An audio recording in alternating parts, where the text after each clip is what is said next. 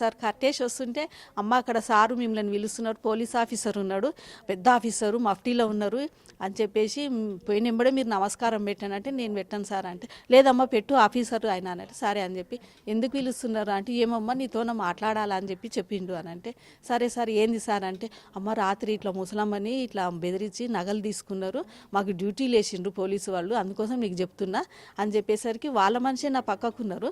అయ్యి ఆ చెంది అని చెప్పేసి చెప్పిండ్రు. అయ్యా బాగుండి ఆ చైన్ తీసి ఇచ్చిండు, కింద చిట్టీలు వేసుకున్నారు ఆల్రెడీ వాళ్ళు, ఆ చిట్టీల నుంచి తీసుకొని చైన్ ఇచ్చేసిండు. అగో అమ్మాయి అది ఆయన ఇచ్చిండు కదా నీవు కూడా తీయమంటే లేదు సార్ మా ఇల్లు ఇక్కడనే ఉంది నేను ముసుగేసుకొని పోతాను నేను అనంటే లేదు నువ్వు ఇస్తావా లేదని గట్టిగా అరిచిండు. పోలీసు వాళ్ళు ఎట్లా అరిచిండు అట్లా అరిచిండు నా పైన. లేదు సార్ ఉండను సార్ అని అంటే లేదమ్మా నువ్వు ఇది మమ్మల్ని ఇది చేస్తారు వాళ్ళు, మేము పోలీసు వాళ్ళం అని చెప్పేసి అంటే నేను తీసి ఇచ్చిన చైన్.